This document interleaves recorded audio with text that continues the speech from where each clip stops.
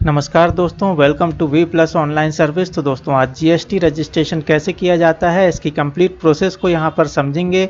GST का registration बहुत ही आसान है करना और बहुत ज़्यादा डॉक्यूमेंट भी आपको यहाँ पर नहीं लगते हैं। नॉमिनल यहाँ पर कोई ऐसी फीस भी नहीं है जो आपको यहाँ पर लगेगी। गवर्नमेंट की तरफ से ये बिल्कुल निःशुल्क होता है।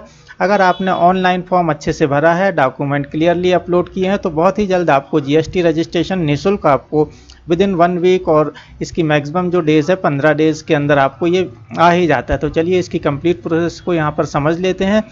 न्यू टैब पर आएंगे। जीएसटी रजिस्ट्रेशन के लिए आपको जीएसटी की ऑफिशियल वेबसाइट पर आ जाना है। इसके लिए सिंपली आप गूगल पर जीएसटी ही सर्च करेंगे तो सबसे ऊपर जो आपकी वेबसाइट आएगी ये आपकी ऑफिशियल लिंक है जीएसटी पोर्टल की। यहाँ पर आप आएंगे तो यहाँ पर आप सर्विस में जाएंगे। यहाँ पर सर्विस का जो टैब यहाँ पर दिखाई दे रहा है इस पर क्लिक करेंगे तो रजिस्ट्रेशन का टैब आएगा और रजिस्ट्रेशन के नीचे ही आप देखेंगे न्यू रजिस्ट्रेशन का ऑप्शन यहाँ पर दिखाई दे रहा है।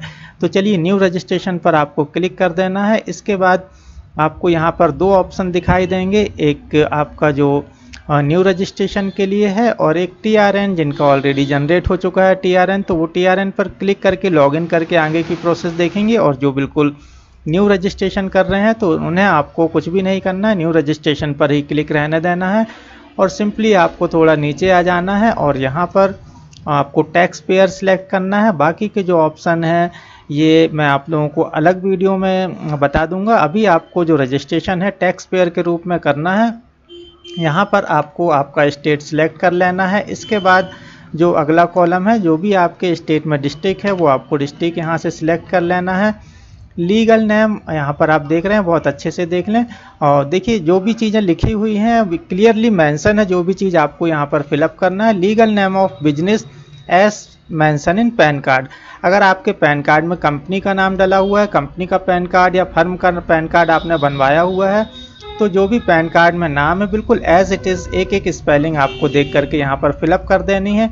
और अगर आप इंडिविजुअल अपना रजिस्ट्रेशन लेना चाहते हैं तो भी आपको यहाँ पर अपना नाम जैसा कि पैन कार्ड में लिखा हुआ है बिल्कुल एज इट इज़ आपको यहाँ पर फिलअप करना है। इसके बाद दोस्तों जब आप यहाँ पर नाम बिल्कुल as it is PAN card के अकॉर्डिंग फिल कर देंगे, इसके बाद आपको यहाँ पर अपना परमानेंट अकाउंट नंबर मतलब पैन नंबर जो भी है आपका वो आपको यहाँ पर फिलअप कर देना है। और ईमेल आईडी और मोबाइल नंबर कंपलसरी है, दोनों को बहुत अच्छे से चेक करें। उसके बाद आपको यहाँ पर ईमेल आईडी और मोबाइल नंबर फिलअप कर देना है और जो ये कैप्चा कोड दिखाई दे रहा है उसे इस बॉक्स में फिलअप करेंगे और प्रोसीड पर क्लिक करेंगे। तो दोस्तों जो भी आपने ईमेल आईडी और मोबाइल नंबर यहाँ पर फिलअप किया हुआ है इसमें आपको ओटीपी आएगा दोनों में और इसको वेरीफाई करने के बाद आपका टीआरएन नंबर जनरेट होगा। तो चलिए प्रोसीड पर क्लिक करके ओटीपी वेरीफाई करते हैं। तो दोस्तों जो भी ओटीपी आया हुआ है मोबाइल ओटीपी ऊपर वाले में डालेंगे और ईमेल का ओटीपी ईमेल वाले ओटीपी बॉक्स में फिलअप करने के बाद आपको प्रोसीड पर क्लिक कर देना है। तो दोस्तों आपका टीआरएन नंबर यहाँ पर जनरेट हो चुका है, बहुत ही इंपॉर्टेंट नंबर है। इस नंबर को आपको स्क्रीनशॉट लेकर के सेव कर लेना है या तो फिर इसे नोट करके रख लेना है। तो दोस्तों जब तक आपका ये फॉर्म कंप्लीट नहीं हो जाता तब तक टीआरएन नंबर से ही आप लॉगिन कर पाएंगे। यहाँ पर दोस्तों आपने पार्ट ए कंप्लीट कर दिया है, पार्ट बी को कंप्लीट करने के लिए आपको प्रोसीड पर क्लिक करना होगा। तो दोस्तों आप इस जीएसटी फॉर्म में ये सुविधा होती है कि आप इसे कोई डॉक्यूमेंट कम पड़ जाए तो उसे वहाँ पर सेव करके लॉग आउट करके दोबारा फिर लॉगिन करेंगे तो आपका फॉर्म वहीं से ओपन होगा। टीआरएन नंबर और ओटीपी के थ्रू आप ऐसा कर सकते हैं। तो चलिए अब हम प्रोसीड बटन पर क्लिक करेंगे। तो दोस्तों एक छोटी सी चीज़ जो कि बताना मैं यहाँ पर आपको भूल रहा था, अगर आपका रजिस्ट्रेशन एक जीएसटी का रजिस्ट्रेशन पहले से है और अभी आप दूसरा रजिस्ट्रेशन ले रहे हैं तो इस तरीके की विंडो आपके सामने दिखाई दे जाएगी। जैसे ही आप फॉर्म को सबमिट करते हैं जो भी आपका टीआरएन नंबर है वो जनरेट होने से पहले जैसे ही आप ओटीपी के बाद सबमिट करते हैं तो यहाँ पर आपको ये बता देगा कि आपका पहले से रजिस्ट्रेशन है और उसका रजिस्ट्रेशन नंबर ये है। इसके बावजूद भी आप अगर एक और रजिस्ट्रेशन करना चाहते हैं, डिफरेंट आपका कोई बिजनेस है तो उस बिजनेस के लिए आप दूसरा रजिस्ट्रेशन भी ले सकते हैं। इसके लिए आपको सिंपल प्रोसीड बटन पर क्लिक कर देना है और इसके बाद भी आपका टीआरएन नंबर जो है वो जनरेट हो जाएगा। तो चलिए दोस्तों ये दोनों स्कीम आप कर सकते हैं। अब हम प्रोसीड करेंगे और टीआरएन से लॉगिन करेंगे। तो दोस्तों हम फिर से अपनी पुरानी विंडो पर आ चुके हैं, प्रोसीड करके हम फिर से लॉगिन करेंगे। तो दोस्तों इस बार आपको लॉगिन करने के लिए आपका जो TRN नंबर जनरेट हुआ था उसे आपको यहाँ ऊपर वाले बॉक्स में फिलअप करना है, और यहाँ पर आपको जो कैप्चा कोड दिखाई दे रहा है ये इसे आप फिलअप करेंगे और प्रोसीड बटन पर क्लिक करेंगे। तो दोस्तों जो भी OTP आपके मोबाइल में या ईमेल आईडी में आया हुआ है उसे इस बॉक्स में फिलअप करेंगे और प्रोसीड करेंगे। तो दोस्तों अगर आपने किसी कारणवश आपके फॉर्म को लॉग आउट करके फिर से लॉगिन किया है तो आपको इस तरीके से आपका ड्राफ्ट में एप्लीकेशन सेव दिखाई दे जाएगी। आपको ये जो एक्शन लिखा हुआ है इसके नीचे एडिट का जो सिंबल बना हुआ है इस पर क्लिक करके आप अपने फॉर्म को रीओपन कर सकते हैं। तो दोस्तों अगर आप डायरेक्ट आपने पहली बार ही लॉगिन किया है और तुरंत आप इस फॉर्म को फिलअप कर रहे हैं तो इस तरीके की विंडो आपके सामने दिखाई देगी। यहाँ पर आपको प्रोफाइल 0 दिखाई देगी। अब इस प्रोफाइल को आपको कंप्लीट करना है। यहाँ पर आपको आपका नाम दिखाई दे जाएगा अकॉर्डिंग टू पैन कार्ड का नंबर यहाँ पर देख सकते हैं, और पैन कार्ड किस डेट को बना हुआ है उसकी डेट आपको यहाँ पर दिखाई दे जाएगी। इसके बाद नीचे आपका जो फॉर्म है, जो भी चीज़ें खाली छूटी हुई हैं इन्हें हमें अब यहाँ पर फिलअप करना है। तो एक एक करके देख लेते हैं कहाँ पर कौन सी चीज़ हम यहाँ पर फिलअप करेंगे और फॉर्म को कंप्लीट करेंगे। तो दोस्तों सबसे खास पॉइंट सबसे पहले नंबर पर है कि ट्रेड नेम। अब यहाँ पर आपको अपना ट्रेड नेम जो व्यावसायिक नाम है आपकी दुकान का उस नाम को आपको यहाँ पर फिलअप करना है।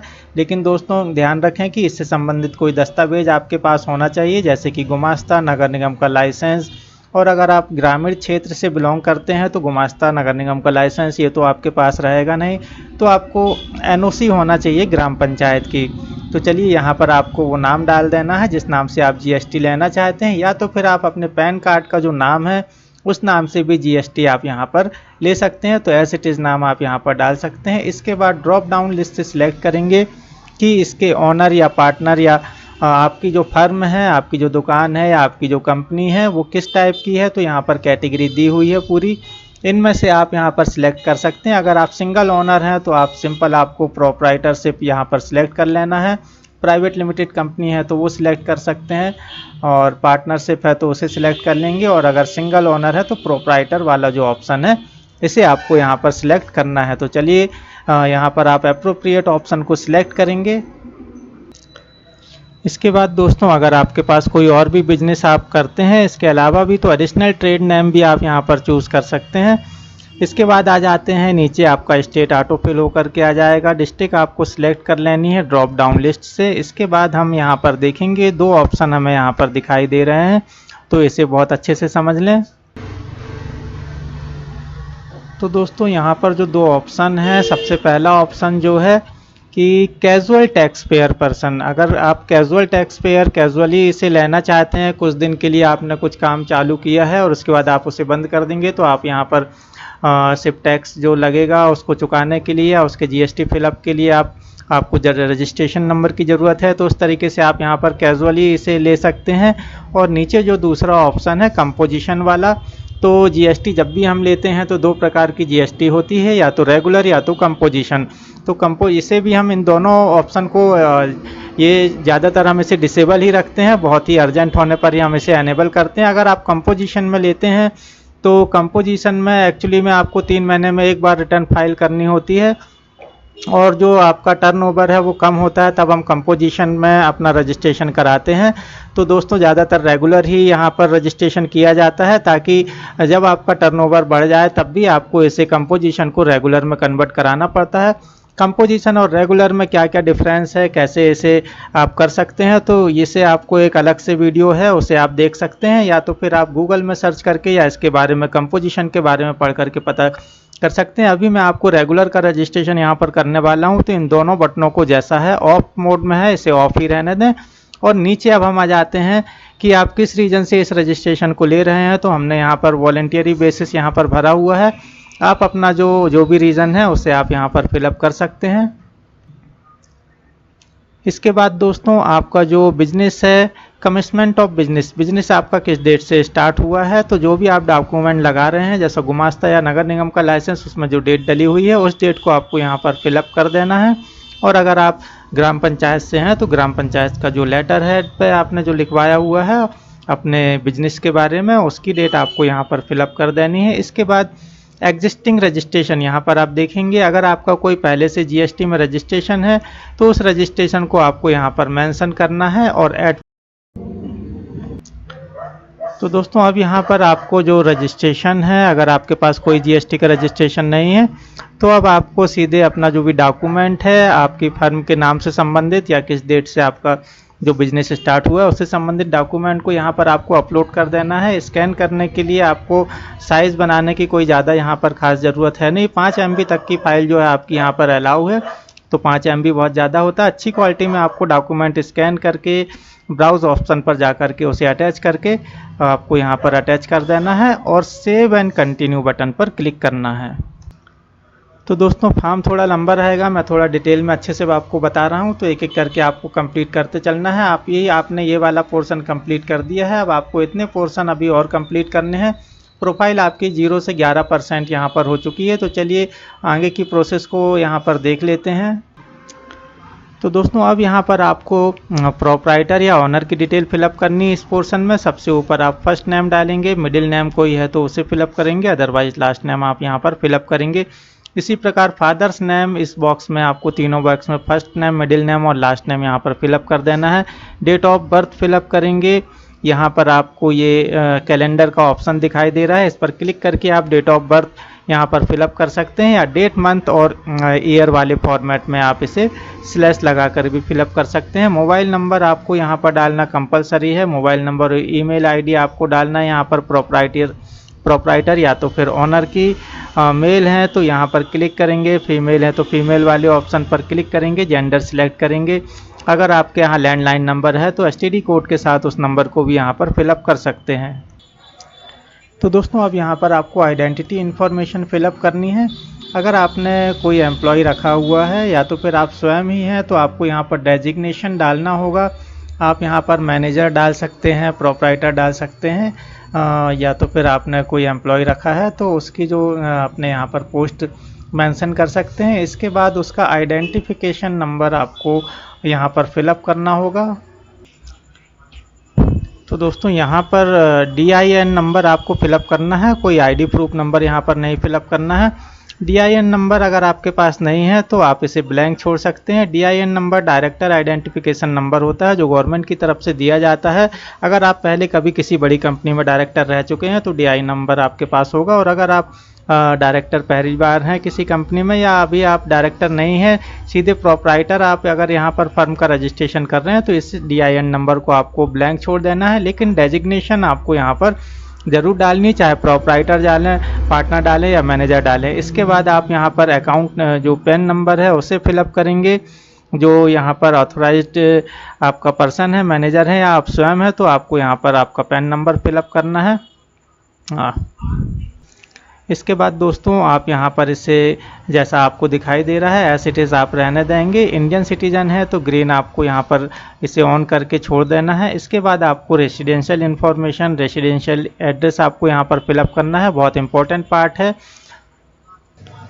तो दोस्तों एड्रेस फिलअप करने में बहुत ज़्यादा प्रॉब्लम जाती है।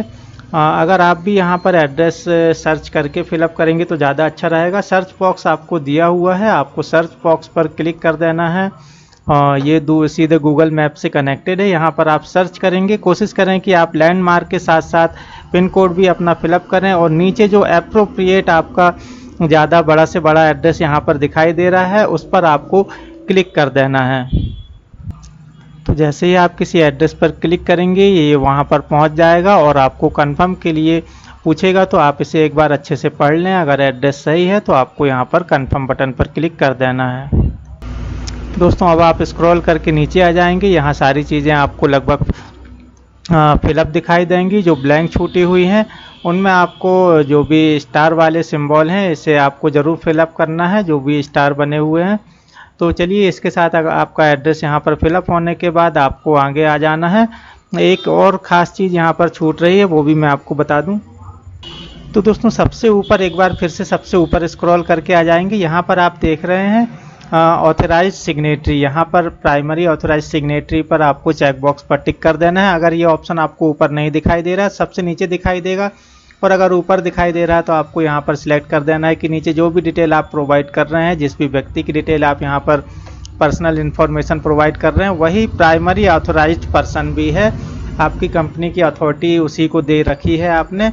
तो यहाँ पर प्राइमरी ऑथराइज सिग्नेटरी पर आप क्लिक कर दोस्तों अगर आपको प्राइमरी ऑथराइज सिग्नेटरी का ऑप्शन सबसे ऊपर नहीं दिखाई दे रहा है तो सबसे नीचे तरफ आएंगे और यहाँ पर आप देखेंगे आल्सो प्राइमरी ऑथराइज्ड सिग्नेटरी लिखा हुआ है, तो आप इसे यस कर सकते हैं।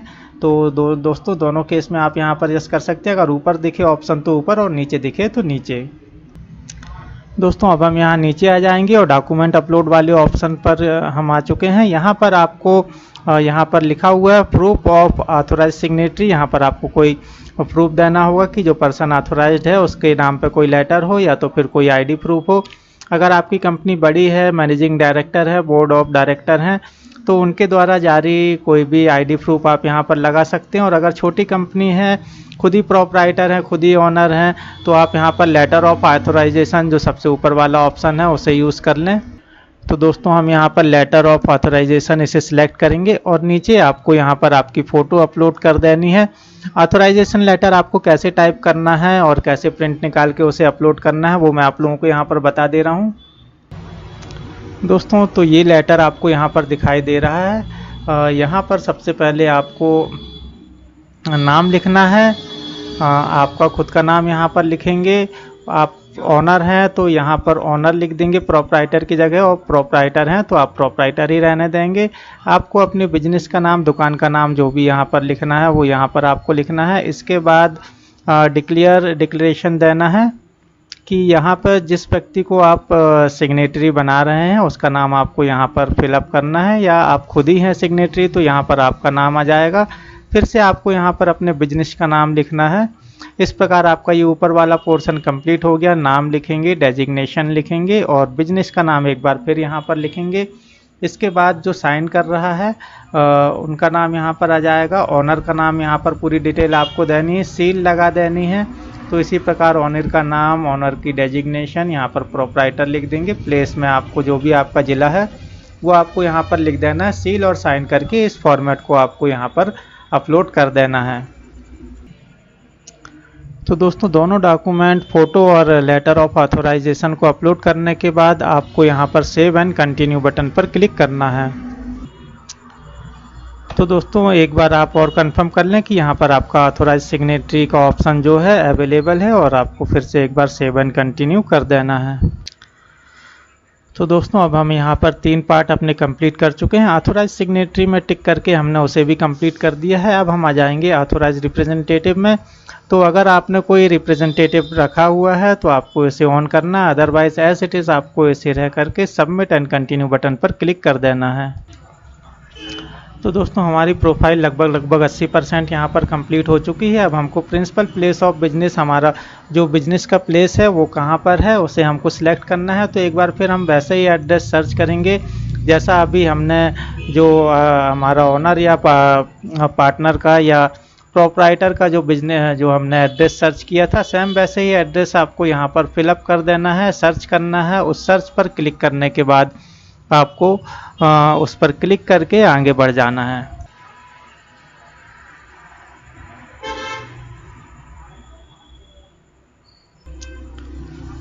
तो दोस्तों एड्रेस फिलअप करने के बाद अब हम आ चुके हैं ज्यूरिडिक्शन एरिया में।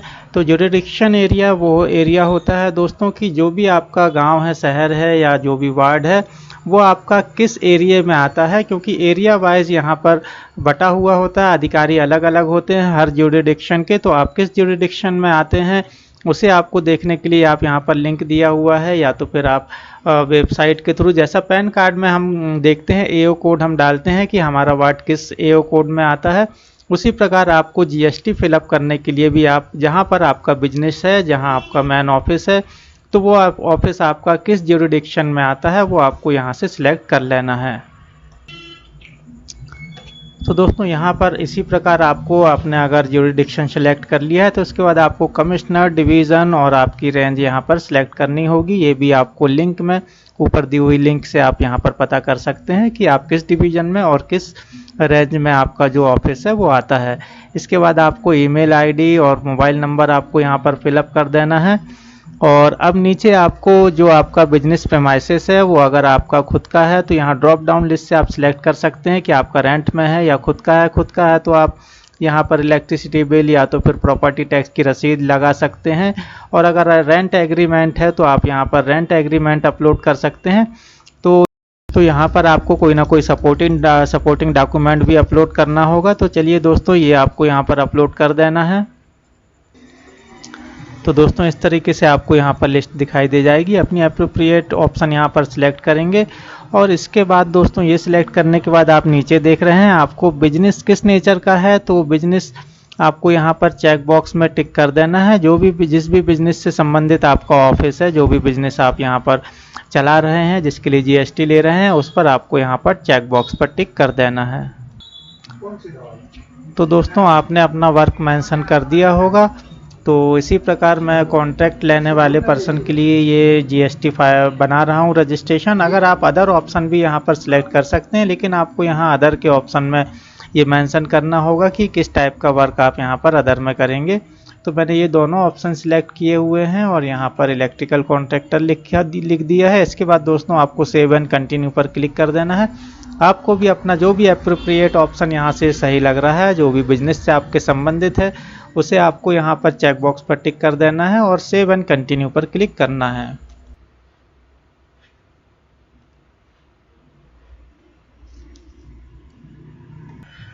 तो दोस्तों अब यहाँ पर आपको कोई भी 5 ऐसी कम्युनिटी जिसका आप व्यापार करेंगे, वो आपको यहाँ पर 5 ऐसी जो भी आइटम है वो आपको यहाँ पर सर्च करना है और उसे ऐड करना है। तो चलिए एक एक करके इन 5 आइटम को, जिसकी भी आप ट्रेडिंग करेंगे या बेचेंगे, जिसका भी बिजनेस आप करेंगे, तो ऐसी 5 चीज़ों को आपको यहाँ पर एक एक करके सर्च करना है और उसका जो HSN कोड है उसे ऐड करना है।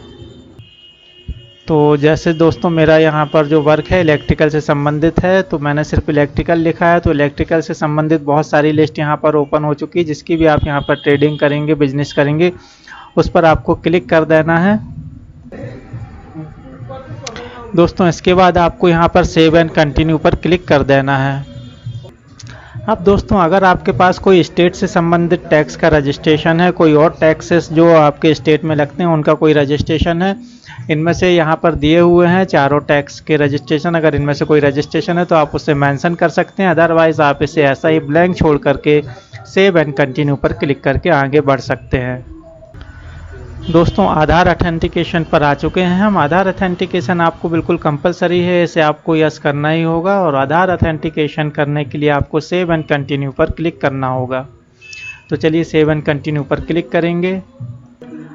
अब दोस्तों यहाँ पर आपको बताया जा रहा है कि आपके मोबाइल में या मेल आईडी पर एक लिंक भेजी जाएगी, जिसके थ्रू आपका आधार ऑथेंटिकेशन किया जाएगा। तो चलिए यहाँ पर आपको ओके पर क्लिक कर देना है। तो दोस्तों अब यहाँ पर आपको आपका जो नाम है वो फिलअप करना होगा और यहाँ पर आप प्लेस अपना डालेंगे और अब आपका ये ऑप्शन जो है यहाँ पर अवेलेबल हो जाएगा, हाईलाइट हो जाएगा।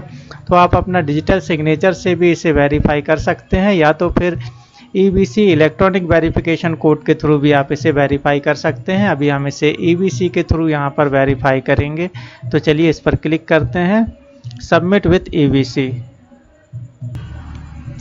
तो दोस्तों जो भी मोबाइल पर या ईमेल आईडी पर OTP आया हुआ है उसे इस बॉक्स में फिलअप करेंगे और वैलिडेट OTP पर क्लिक करेंगे।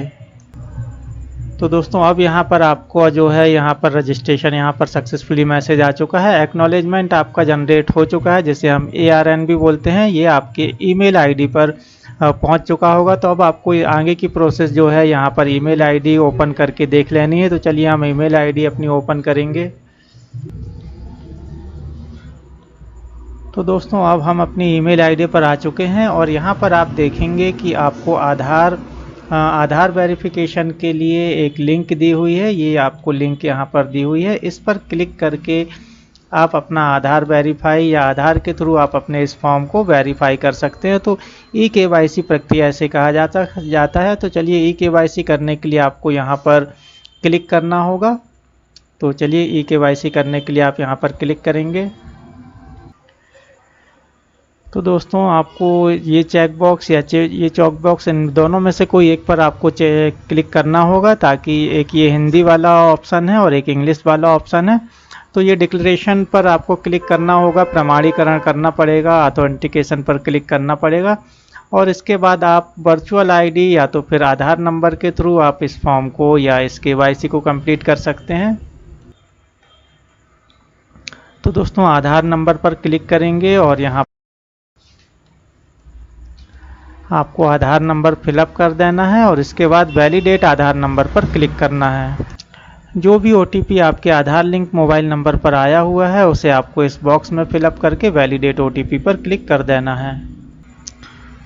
दोस्तों OTP सत्यापित होने पर आपके पास सत्यापन का ऐसा सक्सेसफुल होने का मैसेज आ जाएगा, इसे आपको ओके कर देना है। ऑथेंटिकेशन सक्सेसफुल होने के बाद आपको इस तरीके की डिटेल जो है जिसने भी इसे वेरीफाई किया है, जिसका आधार नंबर से आपने वेरीफाई किया, उसकी डिटेल आपको यहाँ पर ऑनर या प्रोप्राइटर की यहाँ पर ऑटोमेटिक यहाँ पर शो हो जाएगी। तो दोस्तों एक बार फिर आप अपनी मेल आईडी पर आएंगे और यहाँ पर आप देखेंगे कि आधार वेरीफाइड सक्सेसफुली का मैसेज आपके पास आ चुका है। तो दोस्तों यहाँ पर अब आपकी जो है एप्लीकेशन कंप्लीट होती है। अब इसमें अगर कोई ऑब्जेक्शन आता है तो वो आपको यहाँ पर क्लियर करना होगा। वैसे तो जैसा अगर मैंने आपको बताया है एज इट इज़ आप फॉर्म वैसा ही भरेंगे तो आपको यहाँ पर कोई ऑब्जेक्शन नहीं आएगा और विद इन 1 वीक आपका जो GST नंबर है वो जनरेट हो जाएगा। तो GST नंबर आप कैसे डाउनलोड कर पाएंगे, कैसे सर्च करेंगे, उसे मैंने अगली वीडियो में बताया हुआ है। तो दोस्तों ये थी कंप्लीट प्रोसेस GST के रजिस्ट्रेशन की। इससे संबंधित कोई अगर क्वेरी हो तो आप कमेंट्स कर सकते हैं। तो दोस्तों फिर मिलेंगे इसी प्रकार की अन्य जानकारी के साथ, तब तक के लिए नमस्कार।